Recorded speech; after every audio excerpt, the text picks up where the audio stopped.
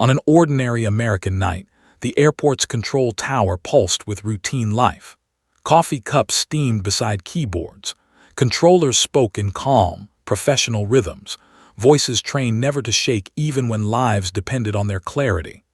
Radar screens glowed like constellations, each tiny moving dot representing hundreds of breathing souls trusting the tower without ever seeing it. Outside, the runway lights burned in perfect lines. Jets thundered into the sky. Wheels kissed concrete with confidence. Families laughed in terminals. Newborns cried in arms. Soldiers home on leave texted loved ones they would be hugging in minutes. It was the kind of peaceful night that felt invincible, the kind of night no one expects disaster to carve into history. Then everything changed. It didn't begin with a gunshot. It began with silence. The kind that creeps in so quietly it almost feels polite before it becomes terrifying. The elevator doors slid open at the base of the tower and 4 men stepped out like they belonged there. Security barely glanced.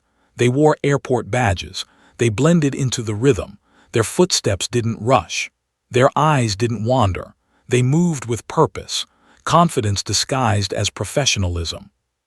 They rode the elevator up without a word. On the top floor, the controllers didn't even notice the door open at first. They were too focused, listening to pilots, managing air corridors, adjusting altitudes, calculating time, speed, wind. Their world was precision. Their enemy was chaos. They didn't know chaos had just walked in wearing gloves. The first sound was the mechanical snap of a gun being drawn. Then came the screaming. Hands shot into the air. Headsets slipped from trembling fingers. Chairs rolled back. A controller tried to stand, but a fist shoved him down hard enough that his headset cracked against the floor. The leader of the group stepped forward with terrifying calm, his voice composed as if he'd rehearsed this moment for years. "Nobody plays hero," he said. "Nobody tries anything stupid. You will do exactly what we say or the sky becomes a graveyard." And suddenly the sky above wasn't peaceful anymore. It was hostage. Every aircraft in American airspace trusted this tower. Every pilot expected clarity. Every passenger expected a landing, not a prayer. Yet the criminals didn't come for money tucked in safes or jewelry in luggage. They came for control. Because up here, control meant power that stretched for miles. Power you couldn't see. Power that could devastate without firing a bullet. The radios crackled. Pilots called in. The gangsters let the controllers answer, but only under orders. Their commands twisted logic. One aircraft was held circling in dangerous fuel territory. Another was denied clearance. Patterns were disrupted.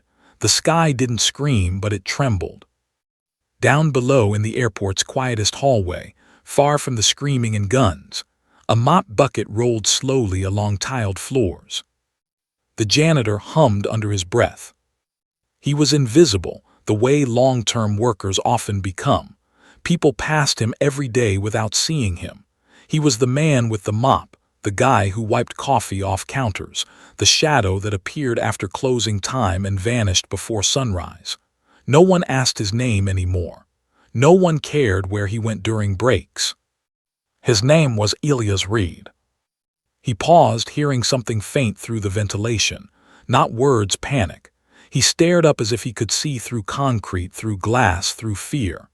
Airports had a language beyond radios. There was a vibration to disaster, a tremor in routine when things were wrong. And right now, something was horribly wrong. He continued pushing the mop, but his eyes had sharpened.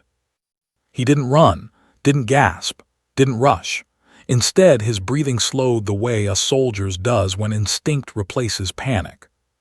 He had spent 10 years trying to forget the sky, but the sky had found him again. Most people knew him as a quiet man with a limp, beard graying at the edges, shoulders slightly hunched like life had pressed him down, and he decided not to fight back anymore. He never argued when someone barked at him. He never corrected supervisors who forgot his name. He never bragged, never shared stories, never spoke of who he used to be. But once, he didn't walk hallways pushing a mop. Once he walked airbases wearing wings. He had flown faster than storms, steadier than fear. He'd been the kind of pilot other pilots quoted, the kind families bragged about, the kind commanders relied on. Then one terrible flight, metal ripping, alarms screaming, blood roaring in his ears, ended it all. Doctors said he survived a miracle. The Air Force said he was grounded forever. Papers called it tragic. The world moved on. He didn't.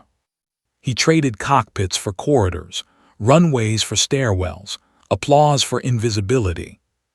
Until tonight. As the tension in the building thickened like smoke, Elias adjusted his grip on the mop handle, his fingers tightening not around plastic but around resolve. He positioned himself where shadows hid him, where he could listen to echoes. Screams filtered faintly through the structure. Radios blared distant panic. Airport staff were being gathered in corners. Security was frozen. Fear had crippled command. He closed his eyes for a split second. Old instincts lit inside his mind like engines returning to life. Maps formed behind his eyelids. He didn't need screens to feel where planes were. His muscles remembered altitude. His bones remembered velocity. His scars remembered pain and purpose. Somewhere above him, criminals were rewriting the sky. Somewhere above him, innocent people were running out of fuel. And somewhere inside him, the pilot he had buried wasn't dead. He'd just been sleeping. Through a glass office window nearby, Elias caught a glimpse of flight status monitors flickering with red alerts. Delays, holding patterns, fuel concerns. He watched dots freeze mid-progress. His jaw tightened. Air travel was supposed to trust order. Tonight, order was breaking. An airport operations manager rushed down the hall, panic in every step. He nearly collided with Elias but didn't even apologize, didn't even look at him, just shouted into a phone. "The tower isn't responding. They're not following command procedures. Someone's taken control. We have aircraft losing fuel." He disappeared around the corner. Elias didn't follow. He didn't join the panic. He simply leaned on the mop, looking calm enough to seem uninterested. Yet inside, something powerful clicked into place like a locked harness. He turned slowly toward the stairwell leading upward. Because above him weren't just criminals. Above him were men playing with something they didn't understand. They thought aviation was machinery. They thought the tower was just a room with buttons and screens. They thought pilots were puppets holding sticks. They thought the sky was just space. They were wrong.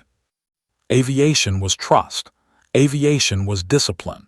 Aviation was responsibility that weighed more than any weapon they carried.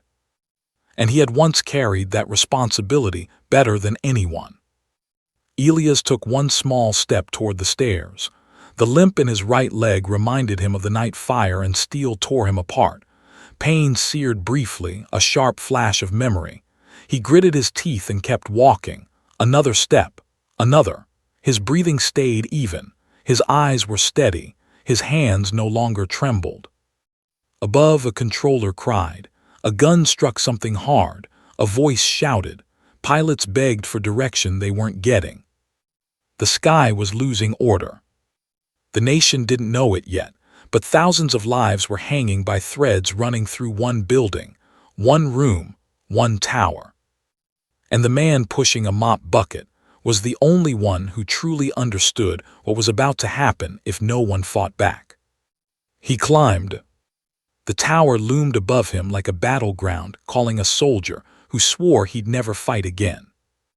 And for the first time in 10 years, Elias Reed didn't feel like a janitor. He felt like what he truly was. A grounded ace pilot walking straight toward the sky again. And the men who thought they owned it. The elevator doors opened with a soft metallic chime, and Elias stepped into the quiet chaos of the control tower floor. His mop bucket trailed behind him like a ghost's tail, unnoticed among the panic and confusion. Controllers crouched behind consoles, guns pressed against their backs, faces pale as winter frost. Outside the windows, planes circled endlessly, tiny pinpricks of human lives suspended above ground in perfect, terrifying balance. He had been gone from this world for years, forgotten, buried under paper trails and resignation letters, under the weight of unfulfilled potential. Elias Reed, once celebrated as one of the youngest pilots in the U.S. Air Force, had been a name whispered with awe. His record, perfect precision in dogfights, dozens of missions completed flawlessly, medals awarded for courage in the skis, an instinct so sharp that colleagues claimed he could hear the wind before it spoke. And then one day, it all ended. It had been a routine training sortie. A clear sky, a golden sunset stretching like fire across the horizon. Elias and his co-pilot had been practicing formation maneuvers when a mid-air collision changed everything. Metal screamed. Oxygen masks dropped. His plane spiraled out of control while another aircraft exploded mid-air, fire trailing like a comet across the blue. He fought every instinct to regain altitude, every ounce of muscle memory kicking in. But the crash was merciless. The doctors called it a miracle that he survived.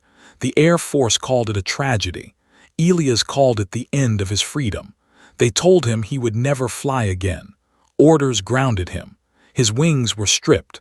Medals sat on a shelf gathering dust while the world went on without him. And Elias disappeared. No interviews, no farewell speeches, no attempts to fight bureaucracy, just silence. Airports forgot him, pilots forgot him. Even his colleagues assumed he had moved on, found some desk job, or maybe left the country entirely. But he had stayed hiding in plain sight. He swept floors, mopped halls, replaced burnt-out bulbs, invisible. And he watched the sky every day, feeling the pull he would never admit, listening to engines roar past, longing for something he was told he could never touch again. Tonight, however, invisibility wouldn't help. The men with guns moved like predators, confident in their ignorance of what or who stood against them. They barked orders, pushed controllers around, and manipulated the tower as though it were a video game. They didn't know that this janitor, walking silently behind them, could read every screen at a glance, could anticipate every move, could feel turbulence through the concrete floor like an echo in a canyon. Elias paused, crouching slightly to adjust a frayed shoelace. His mind traced flight patterns, scanned airspace, altitudes, speeds, positions. They all registered with the precision of an instrument panel embedded in his memory. Pilots' voices rang out in panic. One aircraft was dangerously low on fuel, circling near the horizon. Another was too close to a descending flight. Calculations that would make an engineer sweat ran like code in his brain. He stepped closer to the control consoles. His fingers brushed a keyboard, and without hesitation he began scanning flight data, memorizing what each blip represented. Not as a janitor, not as a bystander, as a pilot, a fighter, the kind of man who had been trained to stay calm while the world went to hell. One of the young controllers, barely out of college, peeked through a doorway and saw him. Who are you?" she whispered, voice quivering. Elias didn't answer immediately. He just fixed her with a steady gaze, blue eyes sharp as a hawk's. There was no fear there, only recognition. Recognition of the chaos, of the lives dangling in uncertainty, and of the skill set needed to save them. "Trust me," he said finally, voice calm, firm, commanding, like a man accustomed to taking control of impossible situations. The girl hesitated, torn between the instinct to follow protocol and the instinct to follow this stranger whose authority radiated like a beacon. Then she nodded, stepping aside to let him approach the nearest console. Elias scanned the data again. Fuel levels, speeds, distances. The criminal gang's manipulations were subtle, almost clever, but his eyes missed nothing. They had knowledge of the tower's technology, yes, but they lacked intuition, precision, instinct. They didn't understand the symphony of air, altitude, and human endurance.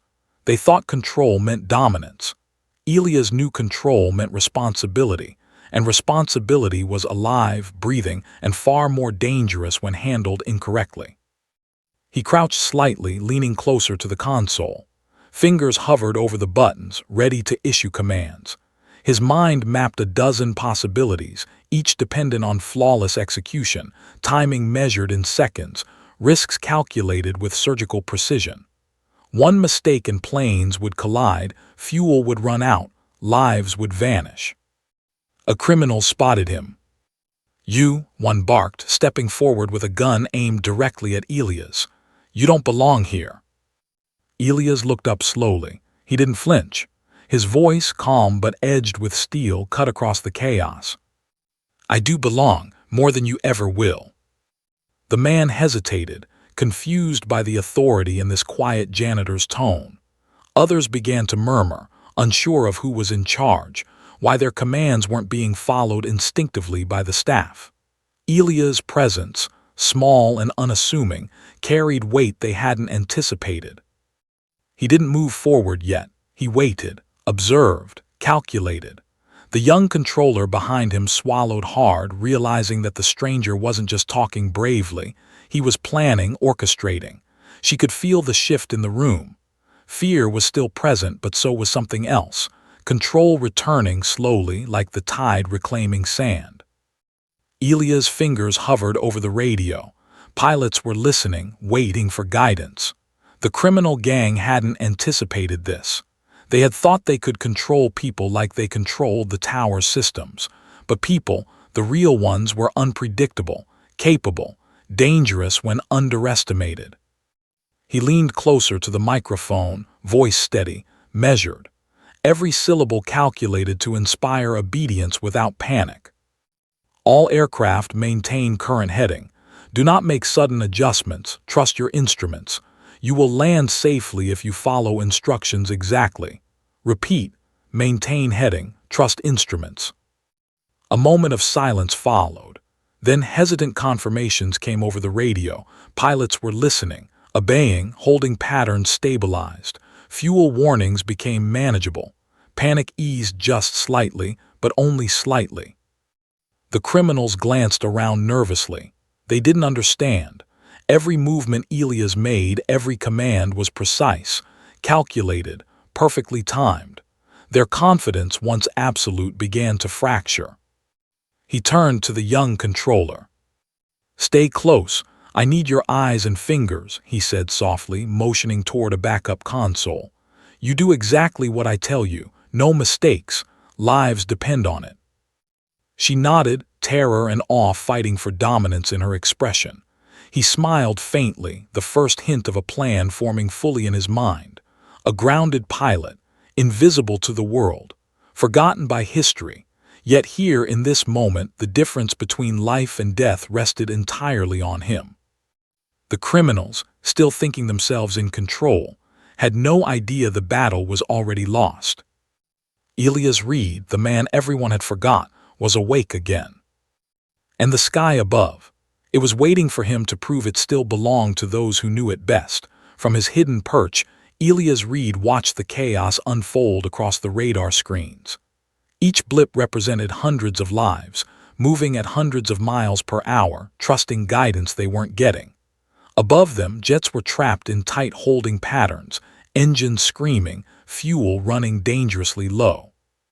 A pilot's calm could mean the difference between life and death, and without proper instructions, calm was impossible.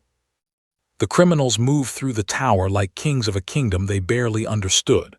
They barked orders, changed flight plans, and manipulated the screens with a glee that made Elia's blood run cold. One man pointed at a monitor, shouting instructions that contradicted reality. Altitude, descend, hold pattern, land now. Pilots obeyed blindly. Miscommunication was death in the sky. Elia's eyes narrowed. He didn't panic. He had faced impossible odds before.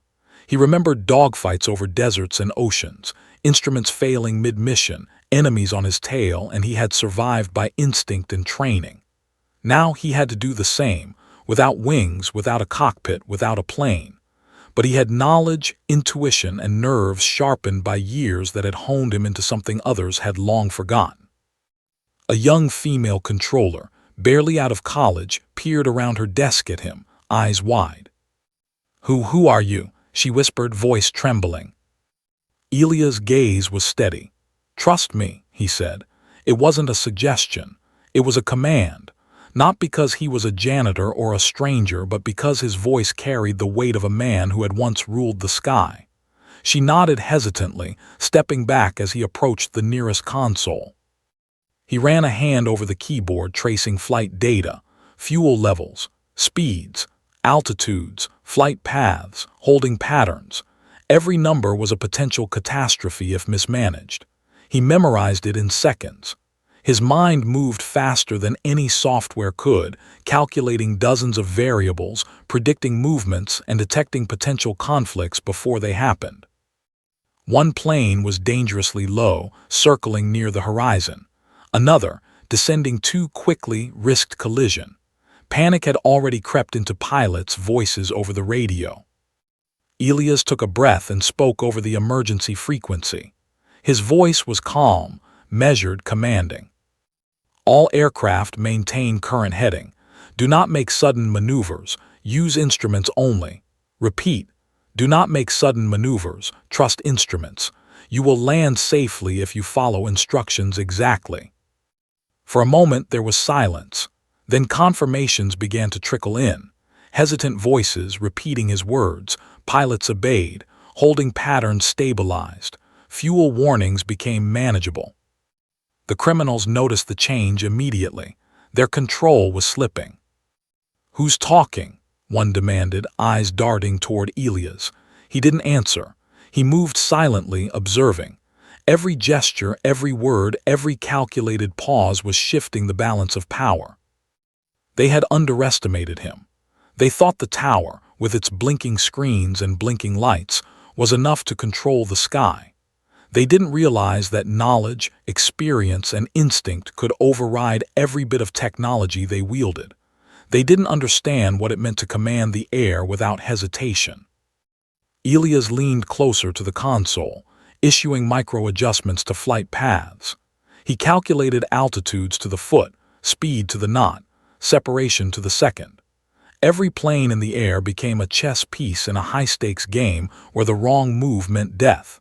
And Elias played with decades of expertise hidden behind a mop bucket and a quiet, unassuming exterior. The young controller beside him trembled, her hands hovering over backup controls. She was terrified, but Elias' calm presence steadied her. "Do exactly as I say. Do not hesitate. Lives depend on it." Meanwhile, the criminals grew increasingly frantic. Pilots were obeying the mysterious voice over the radios. Screens they thought were their instruments were suddenly unreliable. Chaos was slipping from their grasp. "Shut it down," one ordered, slamming a fist onto a console.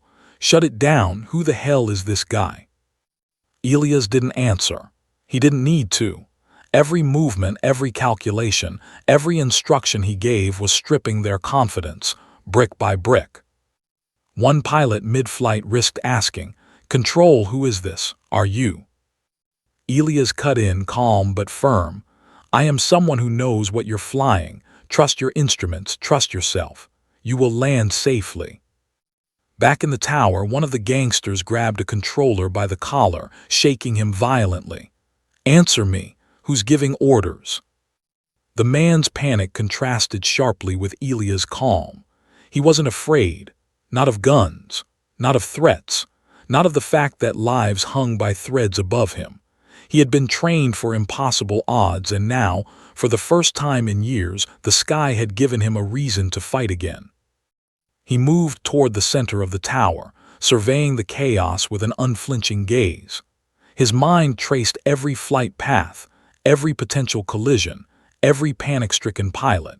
He calculated dozens of maneuvers that could stabilize the sky, adjust trajectories, and prevent disaster, all while keeping the criminals unaware of his true intentions. Then came the first true test. A flight on final approach reported an engine malfunction. Fuel was critically low. The pilot's voice cracked with fear. Seconds were passing like hours. A collision risked not only the life of that aircraft but the lives of everyone in the holding pattern below. Elias didn't hesitate. He calculated descent rate, angle, and glide speed. He instructed the pilot with precision that cut through panic. Maintain 35 degrees heading, descend at 300 feet per minute, trim flaps gradually, and adjust throttle as I say. Trust your instruments, Trust yourself. You will make it." The tower held its collective breath. The young controller mirrored his instructions on the backup console. Outside, engines roared, landing gear deployed. Inches from catastrophe, the plane touched down. Tires kissed asphalt with surgical precision. The pilot exhaled, barely believing it. Above, the rest of the aircraft followed suit, guided by Ilya's steady hand through radio instructions. Fuel-critical flights were diverted safely. Holding patterns became orderly. Panic eased. The gangsters were furious. Their supposed control had crumbled and they didn't understand why. They barked orders, shoved chairs, shouted threats, but nothing worked. Elias Reed, a man they thought was a janitor, had turned the tower into a fortress of skill and intuition. And above them, the sky was no longer theirs. But the criminals weren't done. Their leader's eyes narrowed as he noticed Elia's calm precision. He didn't flinch. He didn't run. He just worked. "That one," the leader hissed, voice low but dangerous. "He's more than he looks." Elia's eyes flicked toward the window. Jets continued to circle, engines screaming, lights flickering. Thousands of lives depended on every choice, every calculation, and he had only just begun. The young controller glanced at him, heart racing. Who are you really?" Elias didn't answer immediately. Instead, he leaned closer to the console, fingers ready to issue another life-saving instruction. Then he whispered, "Someone you forgot could still save the sky." The air in the tower thickened. Outside, the world spun obliviously. But inside, one man's presence had shifted the balance between life and death. The criminals realized slowly that their hold on the tower was tenuous, fragile. And above them, the sky itself seemed to sense a new commander had arrived, one it had not forgotten. The first wave of relief among pilots rippled through the airwaves, but Elias knew this was only the beginning. The criminals were desperate now. Desperate men are dangerous, and he would have to outthink, outmaneuver, and outlast them, all while protecting the lives above, below, and inside the tower. The night was far from over. And the sky, silent but watching, was about to remind everyone who truly commanded it. Elias Reed didn't wait. He had spent a decade being invisible, biding his time, letting the world forget him. Tonight, invisibility was gone, replaced by necessity. The criminals thought they controlled the tower. They thought chaos was theirs. They were wrong. He moved silently toward the stairwell, past toppled chairs and scattered papers. The floor vibrated faintly with the engines of planes above, each hum a reminder of lives hanging by a thread. Pain shot through his leg as he stepped, a memory of the mid-air collision still lodged deep in his bones. He ignored it. He had fought through worse. "Stay here," he whispered to the young controller. Her eyes were wide, fear and awe mingling, but she nodded. She was the only one who knew he wasn't just a janitor. That small nod of trust was enough. The stairwell was narrow, dimly lit, dust coating everything like a long-forgotten grave. Elias climbed swiftly, counting every step in his mind, the numbers becoming rhythm, timing. He knew the tower like the back of his hand, though technology had changed. New consoles, new screens, but the essence of the building, angles, sightlines, redundancies, remained the same. At the top, he paused, listening. Voices. Commands shouted over radios, footsteps approaching. One of the criminals was moving toward him, probably checking for stragglers, probably confident that the janitor would be too slow, too weak, too afraid to interfere. Elias held his breath, waiting. Timing was everything. The man rounded the corner, gun raised. Elias stepped aside as though part of the shadow. The criminal passed without noticing him. Elias exhaled softly. He had been trained to exploit blind spots, to move in ways others didn't expect. Invisible was a weapon, and tonight it was lethal. He reached the auxiliary control room, a relic from the past, ignored by the current staff, powered down and dust-covered. No one used it anymore. No one remembered it, but Elias did. Inside were the backup systems, manual switches, analog controls, and most importantly, a secondary communications array. The kind of system only someone who had spent years in the Air Force would remember. He flipped switches, dust motes dancing in the pale light. The room hummed to life. Radios crackled. Screens flickered. The tower had been crippled by the criminals, but these systems were beyond their knowledge, beyond their reach. Elias reached for the backup frequency line, his fingers flying over buttons with muscle memory decades old. He connected to the emergency channel, a frequency the pilots had been waiting for without knowing it. "Patch me through," he instructed, voice steady. The young controller obeyed, trembling but precise. Suddenly, pilots heard a new voice over the radio, calm, authoritative, unshakable. "All aircraft maintain current headings. No sudden corrections, trust me." The words were simple, but their effect was immediate. Pilots hesitated, then obeyed. Chaos stabilized midair, holding patterns aligned. Fuel warnings ceased being panic signals and became manageable metrics. One by one, the planes regained order. The criminals froze. "What the hell?" one spat, slamming a fist onto the console. "Who is this? We're supposed to be in control." Elias didn't answer. He let the voice alone do the work. Calm, precise instructions, timing calibrated to perfection. Every pilot who obeyed added pressure to the criminals' fragile grip on the tower. Their control was slipping, and with each passing second, it became clearer that they had underestimated the janitor. One of the gangsters tried to grab the young controller, but she moved instinctively aside, eyes wide as Elias' presence anchored her courage. The leader's hands shook, the gun wobbling slightly. Elias' calm had infected the room, a quiet force radiating from the man they had assumed was powerless. Elias surveyed the tower. He noticed the subtle gaps in their control. One man hadn't secured the auxiliary cameras, another hadn't checked the manual override panels. Opportunities, openings, advantage. He moved like a shadow through the tower, avoiding detection, calculating, planning. He could hear pilots, voices over the emergency frequency, trembling, trusting, following his instructions. One aircraft with a mechanical issue reported fuel critically low. He issued a precise descent angle, glide speed, and altitude adjustment, micromanaging every variable. The plane responded. Tires touched asphalt perfectly. Relief surged through the pilot's voice over the radio, almost breaking through the chaos. Elias allowed himself a small, quiet nod. One life saved. Dozens more followed the pattern. The gangsters grew desperate. Their confident stride turned frantic.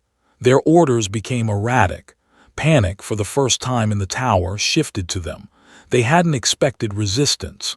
They hadn't expected a force they couldn't intimidate, a mind they couldn't outwit. Elias took another calculated step. He accessed the manual power panels, rerouting systems the criminals thought they controlled. Screens flickered, lights stabilized, alarms muted.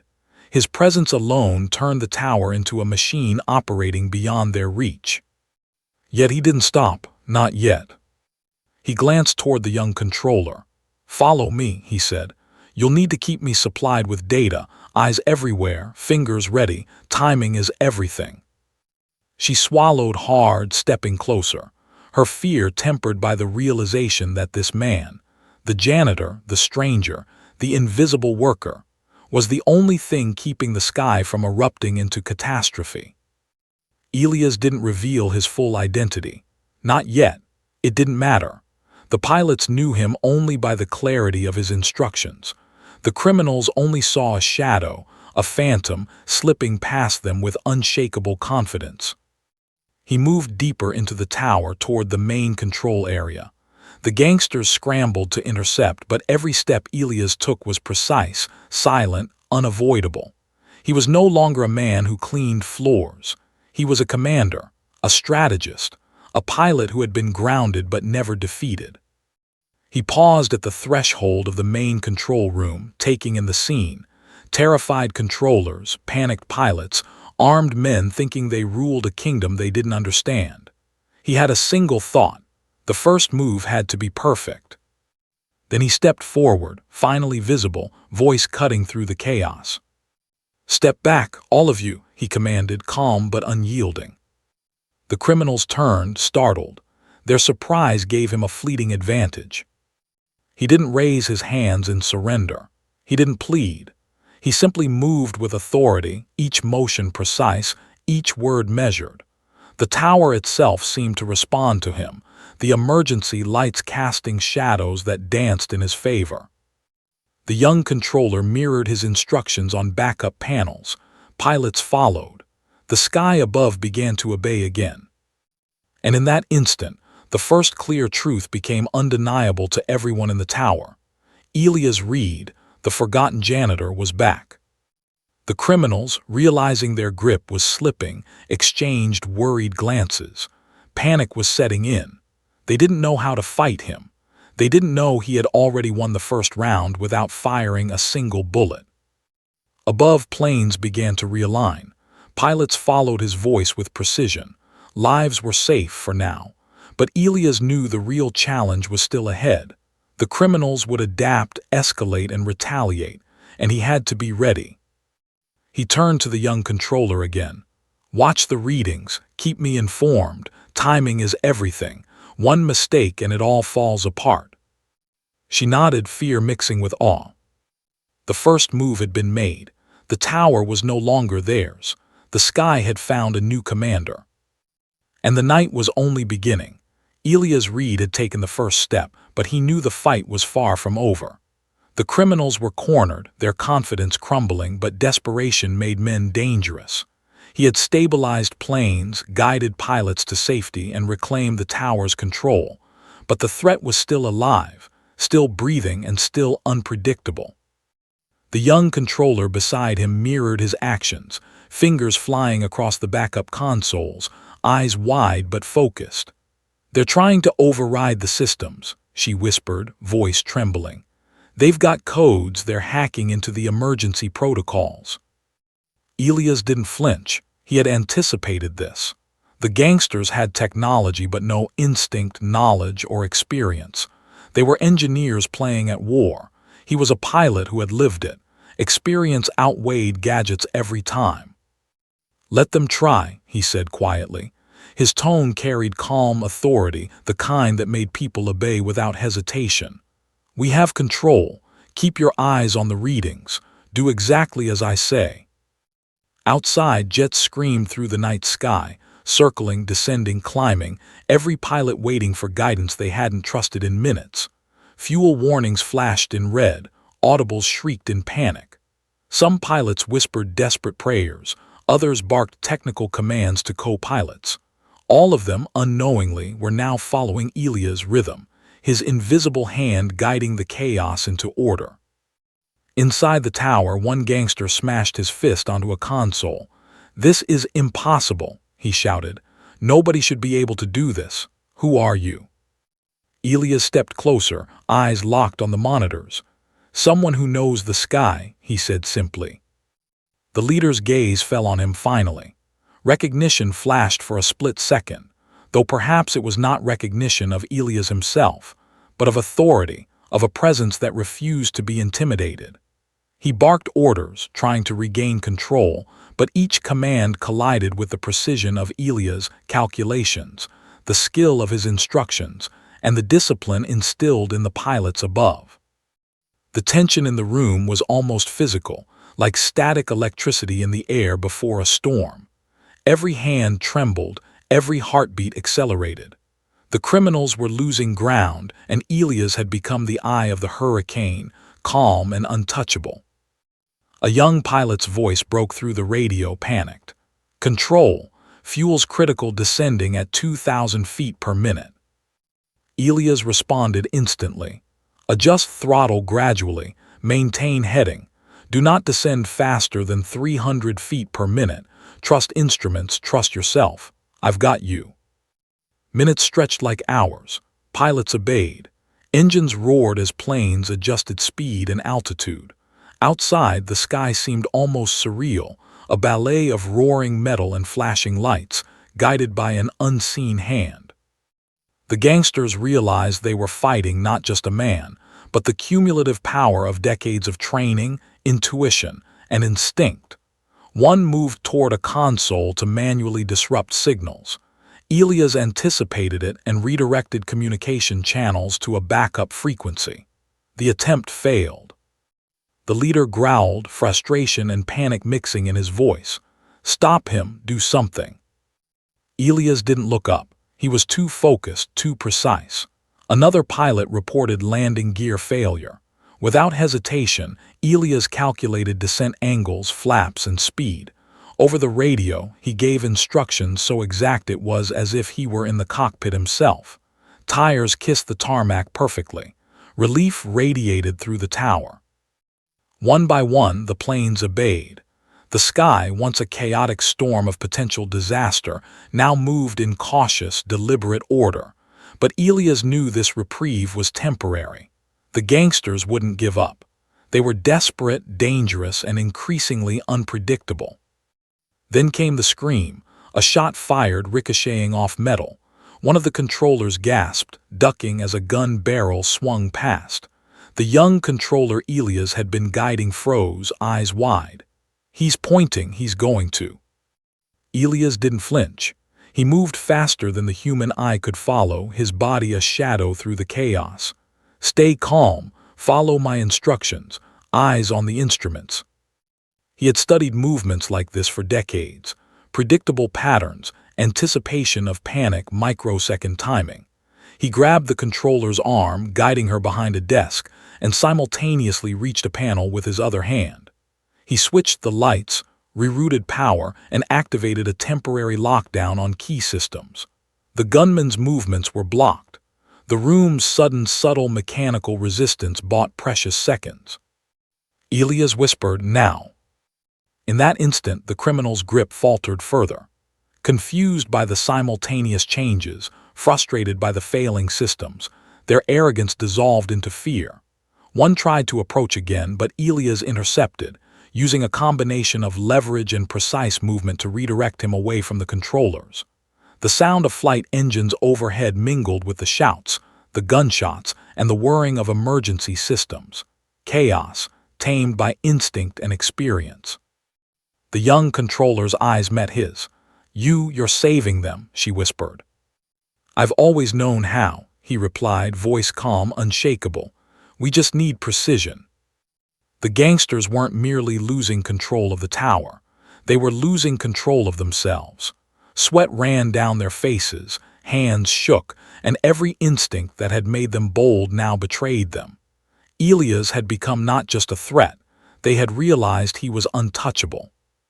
The radio crackled again. Another pilot, barely conscious of panic, reported a nearby aircraft veering off course, dangerously close to another. Seconds. Lifetimes. Elias processed the data instantly, visualizing trajectories, factoring in wind, weight, and speed. Bank left 5 degrees, reduce throttle gradually, maintain separation. Repeat, maintain separation. You are clear, he instructed. Outside, planes adjusted, inches of metal passing safely apart. Another potential disaster averted, another life preserved. Sweat dripped down Elias' temple, but his hands were steady. His voice carried authority, calmness, and precision. One by one, he rebuilt order from the chaos, teaching pilots and controllers alike the one lesson all the criminals had failed to anticipate. The sky does not bend to threats, only to skill. Finally, he allowed a fraction of a grin. The first major round of chaos had been managed. The tower was not fully secured, danger still lurked, but the criminals were shaken, the pilots stabilized, and order, however fragile, was returning. He turned to the young controller again.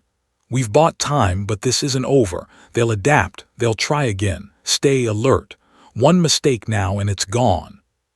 She nodded, understanding that the man who had seemed invisible minutes ago was now the line between life and death, not just for the planes above but for everyone inside the tower. Elias looked up at the darkened windows, toward the sky now crawling with lives in motion, and felt a pulse he hadn't felt in 10 years. Focus, precision, responsibility. The criminals had underestimated him, the tower, and the sky. And the sky, for the first time that night, had begun to fight back. But Ilyas knew this was only the beginning. Because the real storm, the one that would test his mind, his experience, and the lives of hundreds, was still gathering above. And when it hit, no one would be invisible. The alarms were deafening. The tower plunged into near darkness as the criminals hit the emergency power switches. Screens flickered, radios crackled and died, warning lights blazed briefly and then went out. For a moment, the entire control tower became a coffin for hundreds of lives above. Ilyas Reed didn't flinch. Darkness was nothing new to him. He had flown blind through storms, through nights where instruments failed, where nothing but instinct separated him from death. This was a different battlefield, but the rules were the same. Trust skill, trust timing, trust yourself. The young controller beside him clutched a clipboard like it was a lifeline. Her wide eyes darted from Ilyas to the dead screens. We're blind," she whispered. "We can't see the planes. We can't communicate. Fuel levels, everything is." Ilyas cut her off gently but firmly. "We're not blind. We're alive. Instruments matter. Pilots know their planes better than any criminal knows this tower. Follow me and trust what you know." He moved through the shadows toward the auxiliary control room, the one the criminals didn't know existed. Dust coated the floor and cobwebs hung in corners. Analog systems, outdated but functional, waited for a skilled hand. Ilyas ran his fingers over switches, knobs, and panels. They were relics, ignored for decades, but tonight they were salvation. Outside, the jets above adjusted nervously. Some were low on fuel, some struggling with weather that hadn't been predicted. Seconds were now measured in heartbeats, lifetimes in milliseconds. A single mistake could trigger disaster, a chain reaction of collisions that would haunt the headlines for months, maybe years. Ilyas' mind worked at the speed of the planes he once commanded. He calculated altitudes, velocities, descent rates, distances, angles. He traced invisible lines in the sky, each one a potential life saved or lost. Then he activated the analog backup systems, rerouted communications, and brought emergency channels online. A faint crackle returned to the radios. One pilot's voice broke through, trembling, desperate. "Control, can anyone hear me?" Ilyas' voice cut in, calm and commanding like a blade through chaos. "Yes, maintain heading, maintain altitude, trust instruments, adjust as I instruct." The pilot repeated the instructions, voice shaking but compliant. Outside, engines screamed as aircraft slowly aligned with precision. Holding patterns stabilized. Fuel warnings were managed. One by one, the planes regained order midair. The criminals in the tower were furious. They didn't understand the systems Ilyas had activated. Their confidence, once absolute, now cracked under the weight of his expertise. One shouted at a controller, demanding manual overrides, but his commands were useless.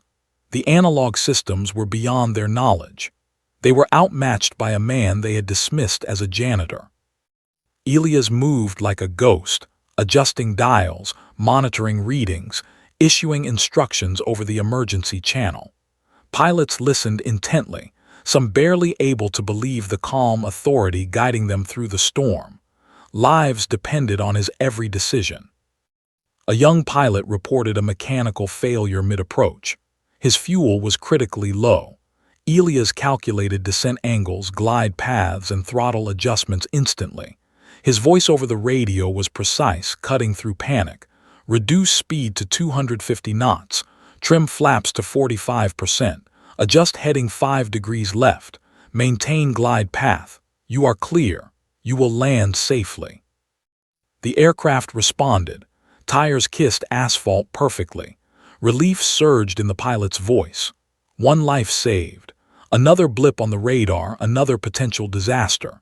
Ilyas' hands moved continuously, adjusting frequencies, toggling backup panels, keeping planes aligned, keeping the sky from turning into a tomb. The young controller gasped, finally realizing the scope of his skill. How are you doing this? Elias didn't look up. I've done worse in worse conditions. Focus, timing, trust what you know. The criminals, meanwhile, were unraveling. Panic had replaced arrogance. One attempted to force a console offline, but Elias anticipated the move, flicking switches that rendered the attempt futile. Another tried to grab the young controller. Elias intercepted with a precise, controlled movement, redirecting him away from the equipment without violence. Above them, the sky was now a battlefield. Jet engines screamed, lights flashed in the night, pilots executed complex maneuvers guided only by trust in unseen hands. Every plane that obeyed Elias' instructions regained stability. Every second counted. Then came the first direct threat.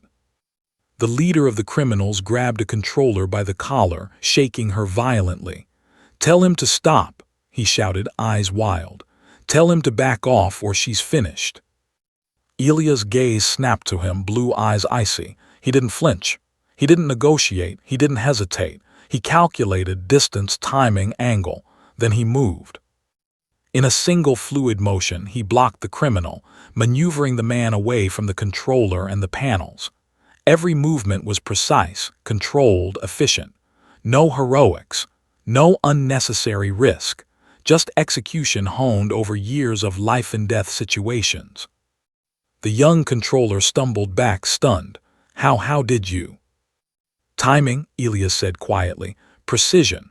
One wrong move and lives are gone. Focus on the instruments. Follow my lead." The rest of the criminals froze, realizing for the first time that the janitor wasn't just interfering. He was untouchable. Authority radiated from him, tangible, undeniable, a force they could neither intimidate nor outmaneuver. Elias' hands moved across the analog systems, reestablishing communication with each aircraft in distress. His voice over the emergency frequency was steady, rhythmic, a lifeline cutting through the chaos. Pilots executed every maneuver, one by one, perfectly. Above, a plane on low fuel descended into alignment, engines screaming as it approached the runway. Another plane, caught in turbulence, adjusted under Elias' instructions. One after another, he guided them, the chaos of the night bending to his expertise. He paused for a fraction of a second, surveying the tower. The criminals' confidence had crumbled completely. They were now reactive, desperate, uncoordinated. He turned to the young controller. "We've regained control, but only temporarily. They'll adapt. They'll push harder. We have minutes, maybe seconds, to stabilize everyone. Focus." Outside, the world was oblivious. Passengers gripped armrests, unaware of the unseen war above their heads. Families in terminals laughed, cried, and hoped. Pilots silently thanked the invisible guide keeping them alive. And Elias Reed, the man everyone had dismissed as a janitor, was the eye of the storm, the force tethering life to the fragile string of order. He glanced up at the darkened ceiling, toward the night sky crawling with metal and human lives. A pulse he hadn't felt in a decade surged. Focus, precision, responsibility. The storm was not over, but for the first time he could see the shape of victory. The criminals were cornered. The tower was alive with controlled chaos. The planes were responding. But Elias knew this night wasn't finished. Because the next move would test every ounce of skill he had buried for 10 years, every instinct honed at the edge of life and death, and every decision he would make could cost hundreds of lives. And the sky was waiting. The control tower had become a war zone of tension, shadows, and flickering lights. The criminals were cornered, desperate, and dangerous. Elias Reed could feel it in the air, the kind of desperation that made men reckless. They had already lost the first round. Now they were willing to risk everything. The young controller beside him held her breath as one of the criminals stormed toward the emergency panel, gun raised. Elias didn't flinch. He had survived far worse in the skis, when every instrument failed and the horizon disappeared into chaos. He moved with a calm that unnerved even those who carried firearms. "Stop," the leader shouted, his voice cracking. "Tell him to stop or she dies." Ilya's eyes met the young controller. "Get down," he said quietly, moving to intercept. In a single fluid motion, he positioned himself between the criminal and her. He didn't strike, didn't panic. He simply used his presence, his calculated stance, his experience in life-and-death situations to control the moment. The man hesitated, confused by the lack of fear. In that instant, Elias acted. He knocked the gun aside with precise leverage, using the man's momentum against him. He didn't use strength. He used timing, technique, instinct. The criminal stumbled back, stunned. Elias didn't wait. He moved to secure the emergency panels, rerouting the systems before anyone else could interfere. Every switch, every dial, every backup circuit was activated in the correct sequence. Pilots in the sky responded instantly, adjusting flight paths with near-perfect precision. One by one, planes that had been at risk of fuel depletion, mechanical failure, or mid-air collision regained order. Holding patterns stabilized, altitudes corrected, descent angles perfected, and above all, the pilots trusted their instruments, and now the unseen hand guiding them. The leader of the gangsters realized his control had crumbled completely. Panic flashed across his face. He barked orders at his men, but it was too late. Elias had already outmaneuvered them all. "You don't understand," the man shouted. "You can't control this, you're just a janitor." Elias stepped forward, calm, unshakable. "I am what you underestimated. I know the sky better than you know anything in this tower, and the sky doesn't bend to threats, it bends to skill." Another criminal lunged at a console to cut off power completely. Elias intercepted him with precise timing, redirecting him away from the panels without harm, guiding the man toward a corner. Every move was calculated. Every step prevented disaster. The young controller, still trembling, realized the scope of his expertise. You're a pilot," she whispered. "Yes," Elias said quietly, never taking his eyes off the systems. "A pilot who's grounded but not broken. Lives above depend on every calculation I make. One mistake and hundreds die." The criminals realized they were outclassed. Their weapons were meaningless. Their knowledge was irrelevant. They were fighting an opponent who didn't just understand the systems. He had lived in far greater danger than they could imagine, and he had learned to survive when the odds were impossible. Elias glanced at the monitors. A plane was dangerously low on fuel, engines sputtering. Another had mechanical issues. Pilots' voices over the emergency radio were tense, almost frantic. He didn't panic. He calculated, memorized, anticipated. "Reduce speed by 20 knots, he instructed one pilot.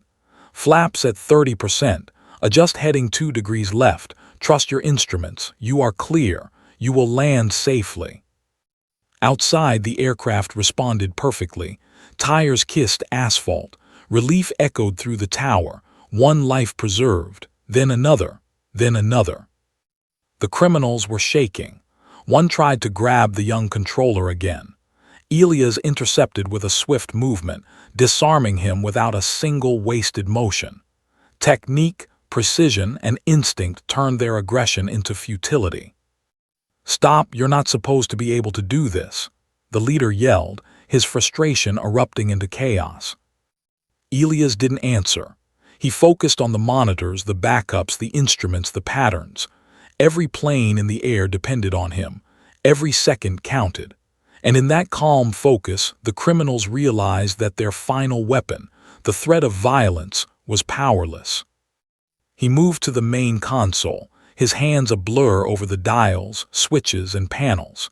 He rerouted emergency power, restored communication channels, and brought systems fully back online. Every blip on the radar was accounted for, every trajectory calculated, every potential collision neutralized. The young controller mirrored his movements, following instructions with precision. She realized that he wasn't just guiding the pilots.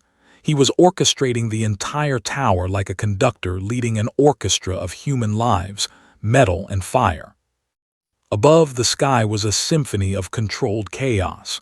Jets screamed past, lights flashing, engines roaring, each pilot following instructions that seemed to come from nowhere, yet were perfect in timing and execution. One by one, potential disasters were averted. The criminals tried one last time. They lunged toward the emergency panels, shouted orders, threatened the controllers. But Elias anticipated every move. Every intervention was countered with skill, precision, and timing honed over decades. The men were exhausted, defeated, powerless against a man they had dismissed. Finally, the leader realized the truth. His arrogance, his violence, his control, all meaningless. Elias Reed, the grounded ace, had reclaimed the tower, the plains, and the night. Elias turned to the young controller. "The sky is safe for now," he said. "But stay alert, they may try again. Lives above depend on precision. One mistake and it's gone." The criminals slumped to the floor, defeated. Authority had shifted. The tower, once their playground of chaos, was under control again. The plains above, once hostages to incompetence and greed, now obeyed the hand guiding them with absolute mastery. Elias looked out the window. The night sky stretched endlessly, dotted with lights of aircraft that were alive because of him. He felt the pulse of the air, the rhythm of the engines, the weight of lives entrusted to his skill. The young controller whispered, awe in her voice, "You saved them, all of them." He didn't answer immediately. He was scanning the monitors, calculating, ensuring the last planes were aligned, safe, stable. Finally, he allowed himself a small nod. "For now," he said, "the sky is always watching, and it never forgets those who command it." The criminals, defeated and exhausted, had no choice but to surrender. Law enforcement arrived minutes later, guided by Elias, quiet instructions to avoid unnecessary casualties. One by one, the men were restrained, their reign of terror in the tower ended. Elias stepped back, breathing steadily, hands still hovering over the panels. The young controller looked at him, finally seeing the man behind the janitor mask. Disciplined, unshakable, experienced, a hero hidden in plain sight. Outside, planes touched down safely, engines screaming and tires burning against asphalt. Lives that had hung in the balance for hours were secured. Families waited in terminals, unaware of how close they had come to tragedy. Soldiers returned home. Children smiled. And somewhere, a pilot whispered a silent prayer for the unseen guide who had saved them. Elias finally lowered his hands, chest rising and falling with controlled breaths. The tower was calm now, the threat neutralized, and the night air filled with the distant echo of engines slowing, landing gear lowering, and lives continuing uninterrupted. He didn't celebrate, he didn't seek applause. He adjusted his jacket, brushed off dust, and picked up his mop. The young controller watched him, eyes wide. Who are you really?" Elias looked at her, blue eyes calm and piercing. "Someone the world forgot," he said softly, "but the sky never did." And as he pushed his mop bucket down the tower's hallway, the hum of the airport returned to normal. Invisible, unassuming, and yet unforgettable to the lives he had saved. The night had been won, but Elias knew the sky had more storms in store, and one day it would call him again. The first light of dawn seeped through the tall windows of the control tower, painting the room in shades of gold and steel. Outside, planes taxied to gates, passengers disembarking in normalcy that belied the night of chaos they had just survived. To anyone else, the tower looked quiet, orderly, almost mundane. But inside, Elias Reed stood alone, mop in hand, surveying the aftermath. The criminals had been taken into custody. Law enforcement officers escorted them past stunned controllers and bewildered airport staff, the remnants of the night's terror now reduced to handcuffs, whispered questions, and the weight of realization. No one could have handled this like the janitor. Elias' hands were steady, though exhaustion tugged at the edges of his body. His uniform, once immaculate, was now streaked with sweat, dust, and the faint residue of panic that had once threatened to spiral out of control. Yet in his eyes burned the calm intensity of a man who had stared death in the face and found nothing to fear. The young controller who had worked alongside him all night approached cautiously. Her notebook clutched tightly against her chest. She hesitated. "Sir, janitor," she stammered. Everyone asking about you. Who are you really?" Elias offered the faintest of smiles, his shoulders relaxing for the first time in hours. "I was a pilot," he said quietly, his voice carrying the weight of truth. "One who got grounded years ago but never forgotten by the sky. That's what counts." Her eyes widened as understanding dawned. You saved hundreds of lives, all of them. You didn't just manage the crisis, you commanded it." He shook his head. "I didn't command it. I just remembered what it means to be responsible. Every plane, every life, they were never mine to own. I only guided them until they could fly on their own again." The airport staff gathered around, murmurs of disbelief spreading like wildfire. "He's the janitor. No, he's a pilot. He saved everyone." The realization rippled through the terminal, the controllers, even the arriving law enforcement officers. For Elias, the attention was irrelevant. He had never sought recognition. But as the young controller looked at him, awe and gratitude mixing in her expression, he allowed himself a moment of quiet pride. Outside, pilots stepped from their aircraft, still buzzing with adrenaline. One older pilot, a veteran of countless flights, approached the tower, speaking into his headset before looking up at Elias. "You're Reed," he said simply. "The ace pilot from the base. Everyone thought you were gone. We owe you everything." Elias' expression remained calm, almost unreadable. "You flew, you survived, that's what matters." The veterans exchanged glances, incredulous, before shaking his hand. The younger pilots, inspired by the story spreading across the airwaves, whispered his name like a legend reborn. Social media would explode in hours. Janitor pilot ace in disguise, Sky Guardian. But Elias didn't care about fame. He had already found his reward. Lives saved, chaos averted, the sky intact. Then a subtle alarm chimed. One of the remaining planes had a minor hydraulic issue. Pilots were skilled, the controllers experienced, but Elias' instincts still tingled.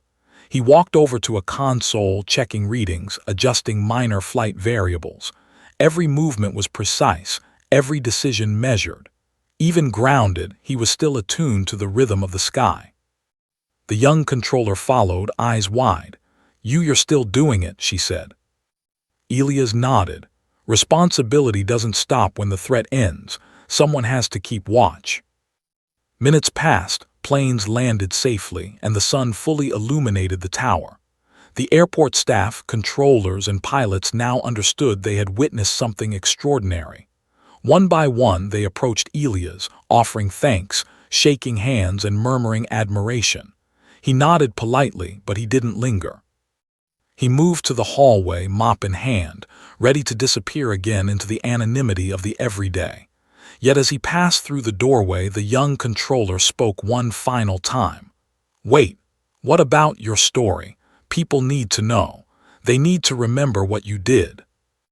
Elias paused, looking over his shoulder. The corners of his mouth lifted in a faint, knowing smile.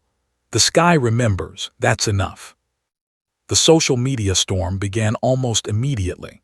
Videos from airport security cameras, snippets of terrified controllers, and pilots' statements went viral. The world learned of the janitor, who was really a grounded ace pilot.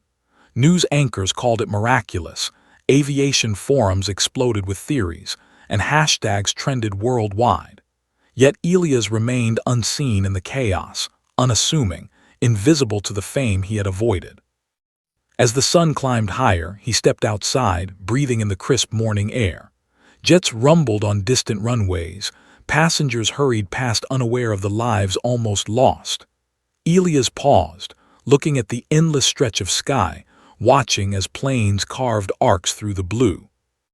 Memories of his own flying days surfaced. The roar of engines, the smell of fuel, the thrill of speed, the precision of maneuvers that had once defined him. But the memory was tempered with peace. He didn't need to fly anymore to command the skis. He had proven once again that skill, courage, and intuition were more than physical, they were eternal. The young controller ran up behind him, notebook in hand. Will you ever fly again? Elias shook his head gently. Flying isn't always about taking off. Sometimes it's about guiding others safely back to the ground. That's enough for me. She nodded slowly, comprehension dawning. You're a legend, she whispered. Elias chuckled softly, a sound like wind over metal. Legends don't matter, he said. Lives do, that's the difference. As he walked away from the tower, the weight of the night slowly lifted. The janitor, the grounded ace, the invisible guardian had restored order. The criminals were behind bars, the pilot safe, and the sky, his eternal domain, was untouched. He paused at the edge of the runway, watching a jet take off into the sun. Engines screamed. The craft climbed, sleek and free. Elias felt a strange pang of longing but also satisfaction. He had lived in the sky once, and now he had protected it without leaving the ground. The city, the airport, the world below would never know how close they had come to disaster. Only he and the sky remembered. A faint breeze rustled his hair, carrying the scent of jet fuel, morning air, and the intangible thrill of survival. He smiled. Somewhere in the heavens, perhaps, the wind whispered back. The sky always remembers the ones who respect it, who serve it, and who rise when it calls, even from the shadows. Elias turned and walked down the tarmac, mop in hand, disappearing into the ordinary once more. But the legend of the janitor who saved the sky, who guided hundreds to safety, who commanded life and death from the shadows, would ripple forever, through the pilots, through the airport, and through the countless lives that would never forget the man who had turned invisibility into heroism. And above, the sky watched silently, vast and eternal, knowing that the grounded ace pilot would always be ready when it called again.